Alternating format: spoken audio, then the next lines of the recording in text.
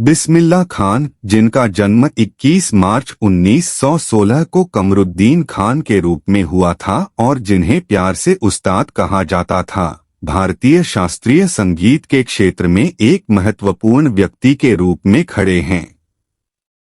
उनकी विरासत हमेशा के लिए शहनाई से जुड़ी हुई है, जो एक लकड़ी का वाद्य यंत्र है जिसमें उन्होंने न केवल महारत हासिल की बल्कि लोकप्रियता की अभूतपूर्व ऊंचाइयों तक भी पहुंचाया। जबकि शहनाई लंबे समय से लोक परंपराओं और पारंपरिक समारोहों में महत्वपूर्ण रही है, यह खान की अभिव्यंजक खूबी थी जिसने इस वाद्य यंत्र में नई जान फूंक दी और इसे संगीत कौशल और सांस्कृतिक समृद्धि के प्रतीक में बदल दिया। शहनाई पर खान की महारत विस्मयकारी से कम नहीं थी, जिसने उन्हें एक अग्रणी हिंदुस्तानी शास्त्रीय संगीत कलाकार का दर्जा दिला दिया। शहनाई पर उनकी कुशल प्रस्तुतियों और भावपूर्ण प्रस्तुतियों ने न केवल दर्शकों को मंत्रमुग्ध कर दिया, बल्कि इस वाद्य यंत्र को संगीत कार्यक्रम के मंच पर सुर्खियों में ला दिया, जिससे इसकी धारणा और उपयोग में एक महत्वपूर्ण बदलाव आया। उनका नाम शहनाई का पर्याय बन गया और उनकी कलात्मकता ने संगीत परिदृश्य में वाद्ययंत्र की भूमिका को फिर से परिभाषित किया।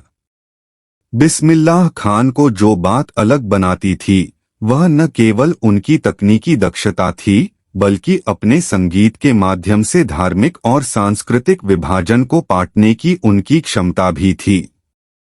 एक कट्टर मुस्लिम होने के बावजूद उन्होंने संगीत की सार्वभौमिक भाषा को अपनाया और हिंदू और मुस्लिम दोनों समारोहों में प्रदर्शन किया। उनका संगीत विभिन्न धर्मों और समुदायों में गूंजते हुए धार्मिक सद्भाव का एक शक्तिशाली प्रतीक बन गया।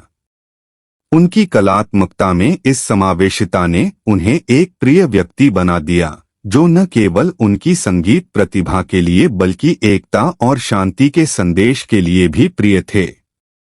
बिस्मिल्लाह खान के करियर में निर्णायक क्षणों में से एक 15 अगस्त 1947 को भारत की आज़ादी की पूर्व संध्या पर आया था।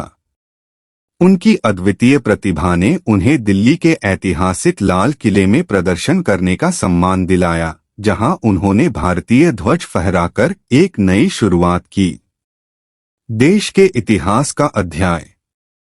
उनका संगीत भारत के स्वतंत्रता दिवस समारोह का एक अभिन्न अंग बन गया। उनकी धुनें हर साल इस महत्वपूर्ण अवसर पर टेलीविजन स्क्रीन पर छाई रहती थीं।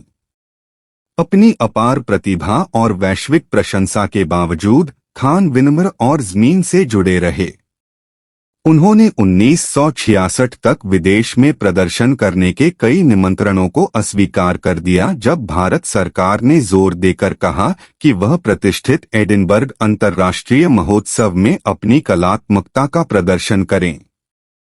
यह उनके करियर में एक महत्वपूर्ण मोड़ साबित हुआ, जिससे उन्हें अंतर्राष्ट्रीय दर्शकों से परिचित कराया गया और पश्चिम में उनके अनुयायी बने।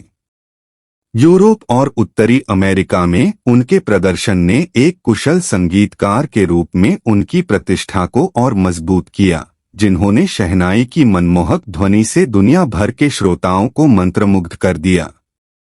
संगीत की दुनिया में उनके असाधारण योगदान और एक सांस्कृतिक राजदूत के रूप में उनकी भूमिका के सम्मान में बिस्मिल्लाह खान को 2001 में भारत के सर्वोच्च नागरिक सम्मान भारत रत्न से सम्मानित किया गया था।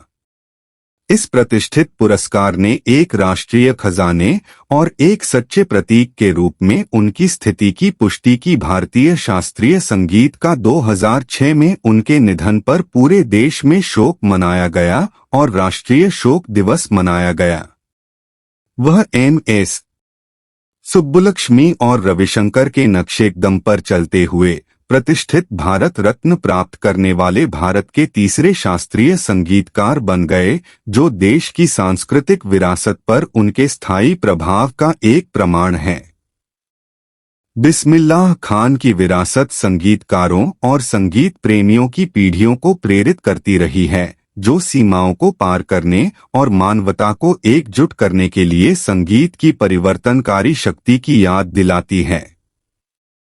उनका जीवन और कार्य कलात्मक उत्कृष्टता का प्रतीक बना हुआ है, जो दुनिया को उस सुंदरता की याद दिलाता है जो तब उभरती है जब प्रतिभा, समर्पण और संगीत के प्रति गहरा प्रेम एक सच्चे उस्ताद के हाथों में मिल जाता है।